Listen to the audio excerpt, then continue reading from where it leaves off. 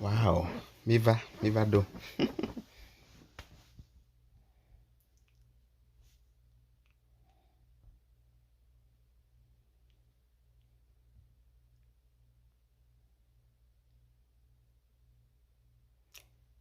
I am back again. I'm going to tell you why.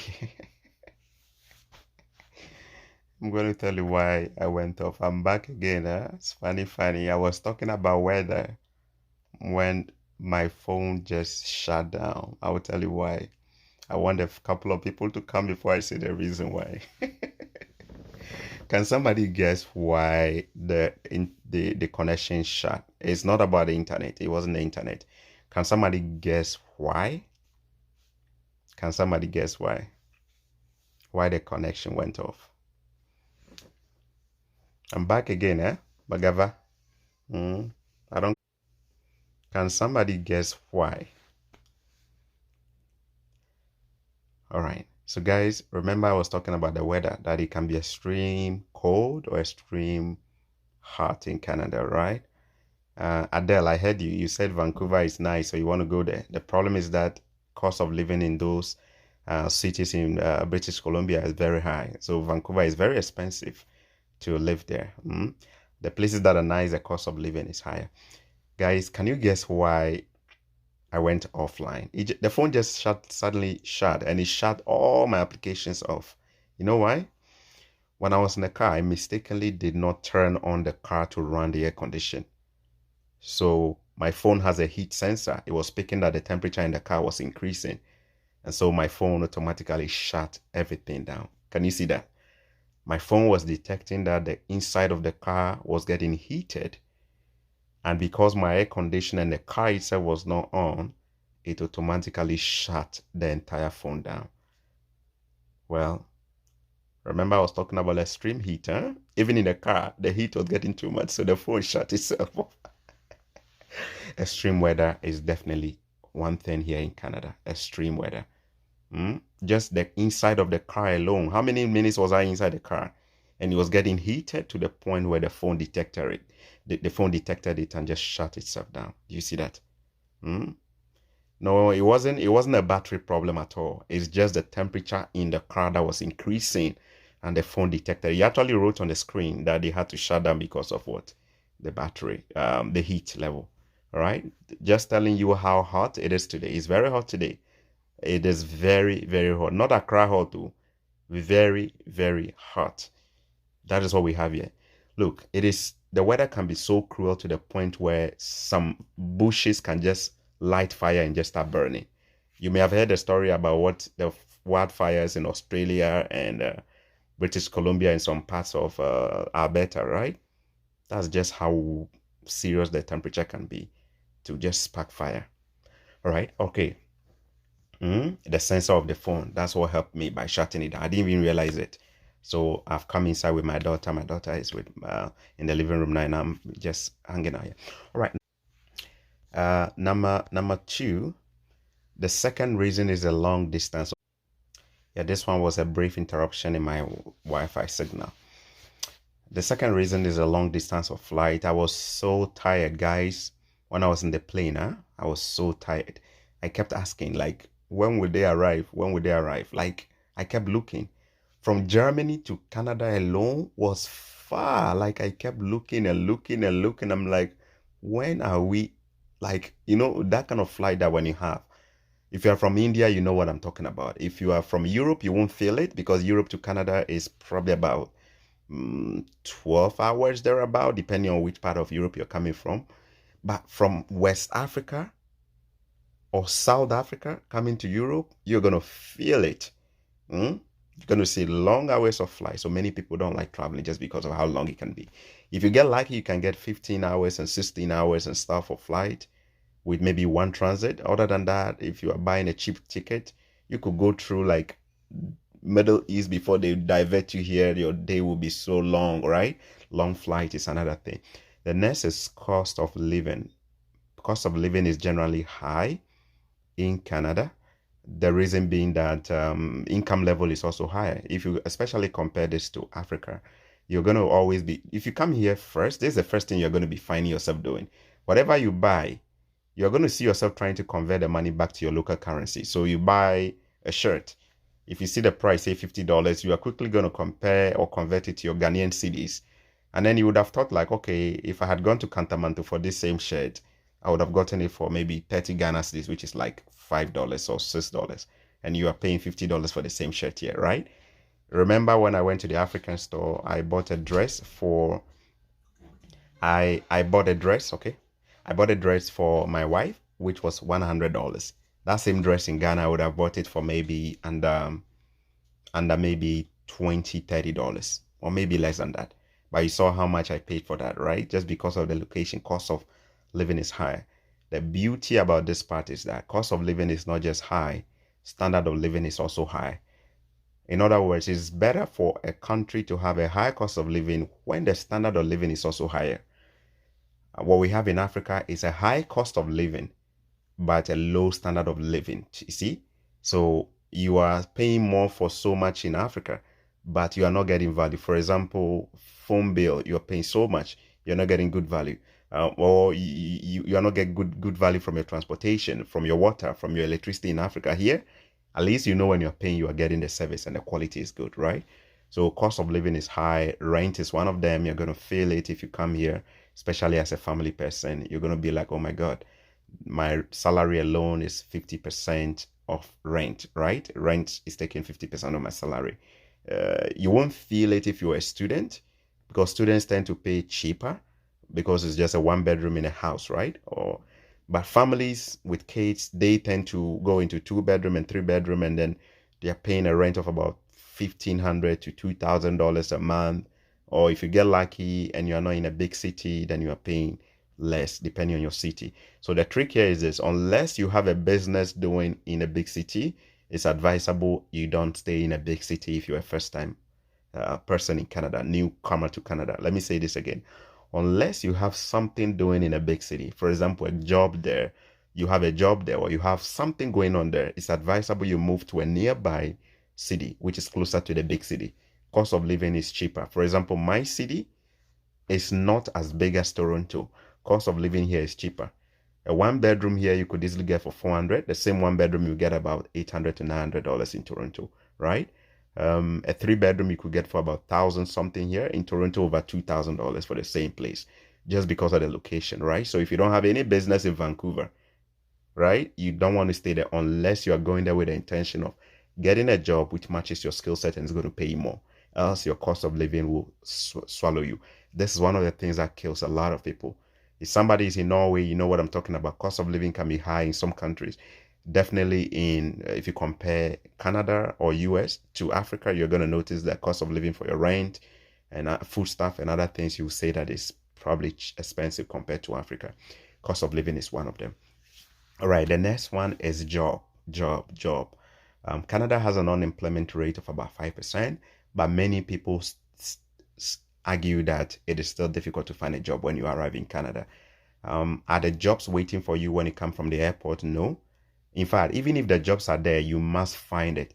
So many people say that it's difficult to find a job, especially those who are in specialized area of job, right? Like maybe you have a certain license that allows you to work. You are going to feel this the more. You're a medical doctor, you come here, you are a nurse and you want to practice as a nurse, or you are an optometrist and you want to practice here. These people feel the heat the more. Or you are a lawyer and you want to practice your law here. The reason is that when you arrive, Canada does not respect your education that you're coming. They don't just respect it. Even if you're from the UK and you come to Canada, they still don't care about your education. They will see it, but they don't recognize it until you take or you get an accreditation or an assessment that matches the Canadian standard here. So what I'm trying to say is that a lawyer who wants to practice here will have to go through maybe some examination again to be cleared to practice or called to the bar. A nurse who wants to practice here will have to go through a licensing to match the Canadian standard before you practice, even though you train back home, right? So this is the part that gets a lot of people frustrated, that they come here and they are thinking, oh, they can just come here and walk to a hospital and practice as a doctor, or walk to a hospital and practice as a nurse, or walk to a law court and begin practicing right away. No, you need to go through the proper licensing conversion right? The reason is that these areas are heavily regulated. A trained teacher, for example, you're going to hear me talk about it. You just can't come here and start teaching. It's heavily regulated. They're going to let you go through some processes and accreditations and stuff. So from the beginning of that process to the end, it might emotionally and physically have a toll on you. And you feel like, oh my God, I thought I was going to come and just start working right away, right? So this is just the part here. Finding a job can be difficult for specialized, skilled people. Now, how about people who are coming to just do any job, menial jobs, general jobs, call center jobs, working in a bank, or just regular jobs, and you are not a special, you don't care, you just don't want to do anything. How difficult is that? I think there are three kinds of people when it comes to job search. There are those who expect everything to just be ready and knocking on their door. These people will normally say there are no jobs. Now, there are also those who will keep searching, but they don't know how to search or where exactly to go for the jobs. And then there are also those who are so aggressive, they come right away within 1 week, they're already working. Because there are jobs, actually. There are jobs. But your level of aggression will determine whether you get it or not. So those who say there are no jobs is because they've spent maybe a month and they can't find a job. Or they are looking, but they say they can't get a job or they can't get interviews. Or normally these people have a certain criteria in mind. They want to do the same thing they were doing back home. And so they are not prepared to start from the ground. You know what I mean, right? So maybe you are an engineer and you come here, you are not mentally ready to start from a call center. Whilst you are looking, you are definitely going to complain that it's hard to find your kind of jobs here, right? Because your kind of jobs take time for the employer to find you and then see you and all of that. But those who want to just get running right away and get a factory job, you can get them easily. Those ones are easy to get.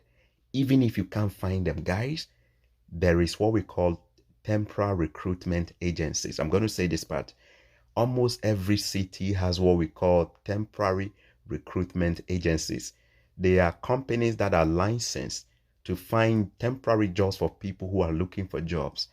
I did some of these jobs, temporary recruitment agency. You go, basically what you do is that you go and register with them and tell them you're looking for a job, and then they will match you to a company and link you directly to a company at a small fee. Okay. They might take maybe $1 or $2 from your time when you're working, right? They will get a benefit of about $1 or $2 off of your paycheck per hour or something like that.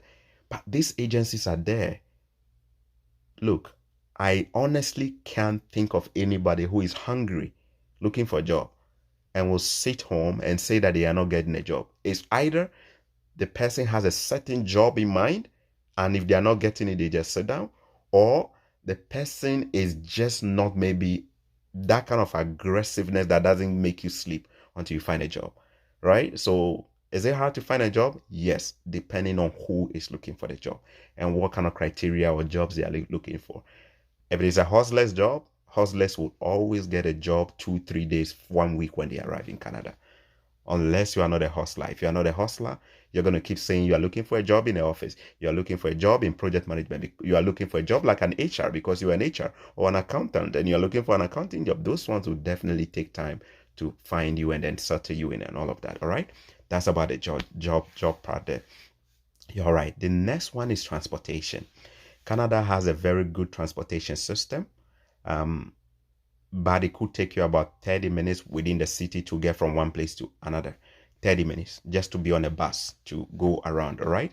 Their bus system here is not like Africa where you can stand by the roadside and randomly any bus will come and you just jump in like a matatu, like the matatus in Kenya or the danfos in Nigeria or the trotros in Ghana or the keke in Benin Republic. No, no, no, no, no. They don't have that. Here, except you are using a taxi or an Uber, you are going to be boarding a bus based on the time that the bus is programmed to come and pick you up. The buses are all programmed. They don't just randomly walk around. They are all programmed. So if the time is not up, the bus will not show up. And the buses normally show up every 30 minutes in the city. So they show up every 30 minutes. They are all programmed. Whether a human being is inside or not, they will show up. Right? So you need to be prepared for that, especially if you have many, many places to go. It could take you about 30 minutes to 1 hour to get across from one place to other. It's definitely better than the traffic in where I'm from, Accra, Ghana. You know what I'm talking about. Accra, you can stay for 3, 4 hours. Kano, they move within the same city. So transportation can be a big deal. The easiest way around transportation is driving your own car. But here is it. If you're not prepared to drive your own car and buy a car, it could be a challenge having to be on the bus all the time and go around all the time, right? Yeah, except you are somebody who wants to bike around. You can bike and bike and you develop calves like somebody who's going for Olympic Games. Or I'm kidding. Or you could just be using that for exercising, okay?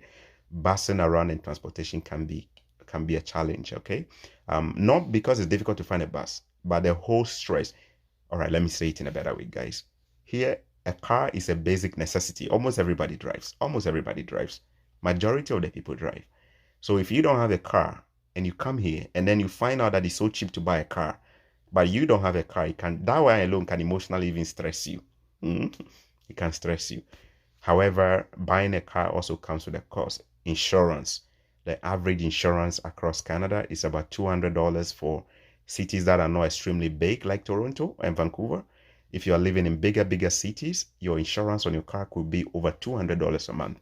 So imagine you not making maybe crazy money and having to pay insurance and buy fuel and pay your rent. If you have a family like 2, 3 kids and you're paying, like, you're gonna feel the impact of it.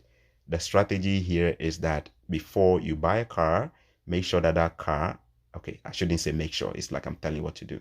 I should say I suggest that you find a way to turn your car into an asset instead of a liability. I'm going to say this again. You could buy a car, but find a way to let the car pay for itself and bring you money instead of taking money out of your pocket. For example, you could do an Uber with your car part-time. You could do a skip the dish with your car. You could do other businesses you could use your car for and extra money that pays off the car and pays off your insurance and even gives you something to pay for your grocery. Majority of people will buy a car, and apart from going to work with it, they don't use it for any other thing. And then they will complain that the insurance is so high. That is because at that point, your car is your liability, taking money out of your pocket. For me, the car that I use for the last 5 years, 6 years, 7 years, my car is an asset. It brings more money than the normal person's salary to my pocket because of what I do with it, right? Your car can be an asset to you. It can also be a liability depending on how you plan on using it. If you're buying it just to use, go to church, go to the mosque, go to school, and go to work and come back, then definitely it's going to be a liability. But if you have a job and you say, you know what, when I close from work, I'm going to use 2 hours of my time to do part-time of Uber, part-time of this and that, then that car could become an asset in the sense that it can pay for itself and still serve as a convenient way for you to travel. So just be smart if you decide to buy a car, right? All right, that is it about car and transportation in Canada. All right, the next thing about Canada that many people don't like is the support system here. The support system, the family support system and social support system. It is pretty weak if you look at it from the lens of an African, right? In Africa, we have a very wide support system. We are a close-knit community of people where uncles and aunties and nephews and cousins will poke their nose into your business and help you out and gossip about you, blah, blah, blah. Here, it is a very, very conservative society where nobody cares about nobody. Basically, think about it, like you're traveling without your family. Most likely, you're coming alone. You don't even have a family. You don't have your uncles and your best friends here. So you're going to feel that heat, that you don't have that initial primary support system that you have back home, friends and stuff like that, right? And when you come here, it's a system that is so impersonal. You can live with your neighbor for 5 years and your neighbor will not even say hi to you. Not because they don't like you, but because they just don't care about it. They don't see it as a necessity to come knock on your door. And even to the point where they come to your house and say they want to sit and gossip. Here, nobody cares about nobody. My neighbor right on my side here was moving out. When he was leaving, he didn't even say bye-bye to me. He sold his house and moved. He didn't even say bye-bye. If in Africa, I would be so offended. Hey, you left, you didn't say bye-bye to me. Do you hate me? Here, they don't care. It's a system of I don't care. Everybody is on his own. So when you come here from Africa And you look at the fact that on a trotro, the lady next door could say hi to you, or the guy could just smile hi. Charlie, how far? You see those kind of things. They hear like that. You would think they have something against you. Man, everybody is just knockered and just thinking about his own life. It's a system where nobody pokes their nose into another person's. So you're going to feel that. When I came the first 1 year, I thought I had a little bit of depression just because I was missing home and missing the laughter and watching my Arsenal games with friends and shouting and screaming. There are so many ways you can ease pressure. You can even go and watch Makenje comedy or anything and just yell off the day and just laugh. Here, they don't have time for that too. Everybody is just busy, busy, busy, busy. So when you come here, you're going to feel that change, that shift. That here, nobody cares about nobody. So when you come here, guys, and your classmate doesn't say hello to you, they hate you, and so did they live. Everybody, they mind business. They work out for a rooftop, you fall down, you think somebody will just come and they will pass. You go on the bus, right? And like you sit, and then the person who comes sit to you doesn't say hi to you. You'll be like, oh my God, this guy know they like me because of my color. Now, how their system they. It's a very conservative system where everybody minds their own business. So when you come here, you're going to feel that the support system is not there, right? Raising kids is another thing that people don't like about advanced countries in general, not just Canada. Because here, kids have so much right. Kids have so much right here, guys. The scale of preference or importance of human beings here in Canada are 1, women, children, pets or animals, and then man will be the last. Let me say it again. This one is my own categorization. Don't go and quote me somewhere. This is my own.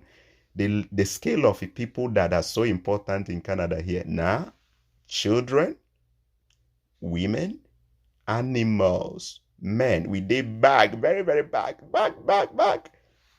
If something happen, the women, they don't joke with them. Children, they don't joke with the children. Make a child.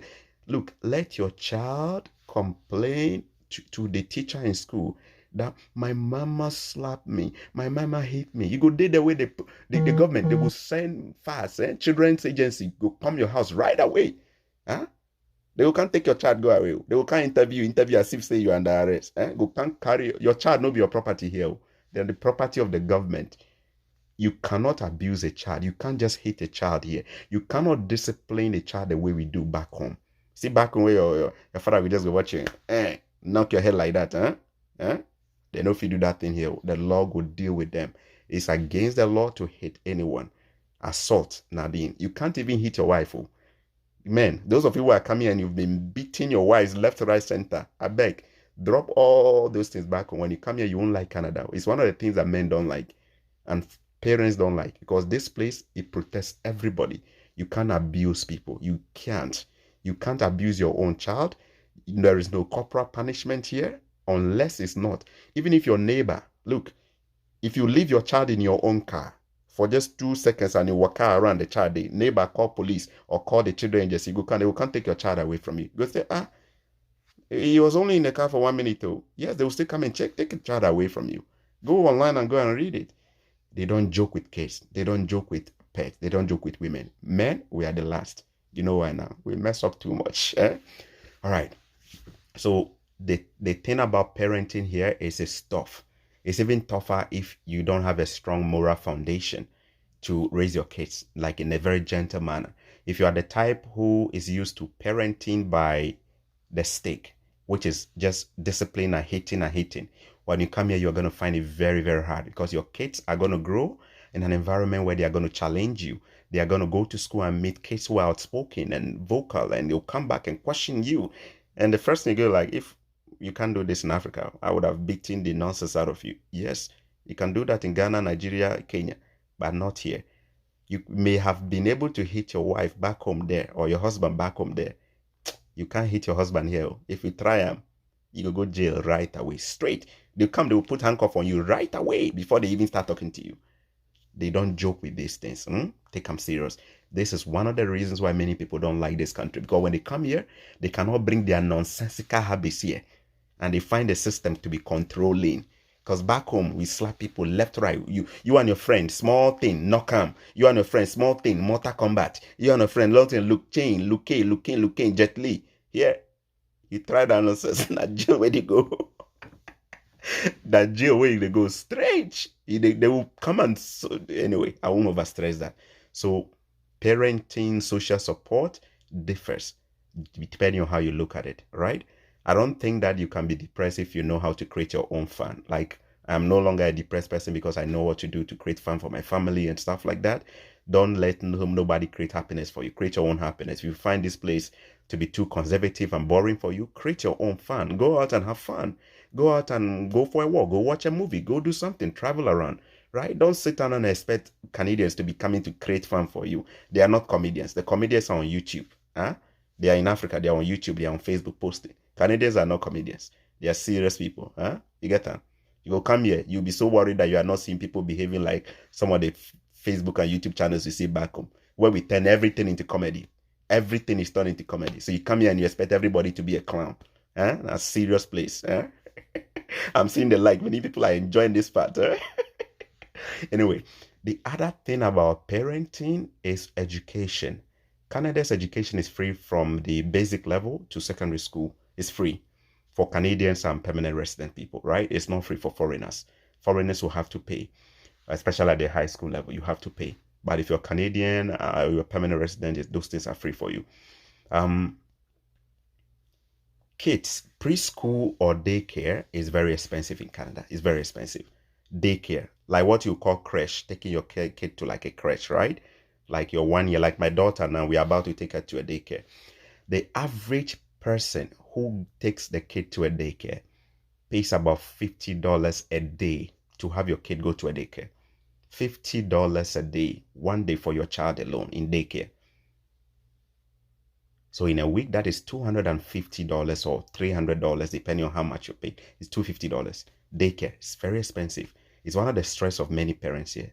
But this is how it works, guys. Education is run by the provinces, not the federal government. Every province has the way they run the education. Here, if you have a 1 or 2 year old who is not yet ready for school, like grade 1, KG and stuff like that, but just daycare. One of my friends likes to call daycare poo-poo, changing a place where they go and change your diaper and poo-poo. Of course, it can help the kids too, but people think that it's just a place where the kids just go and pass time and learn how to talk and play, watch YouTube videos, and then they come back home. But they are paying $45 to $50 a day for the kids. There are two ways that the daycare will have an impact on you. One, high income earners.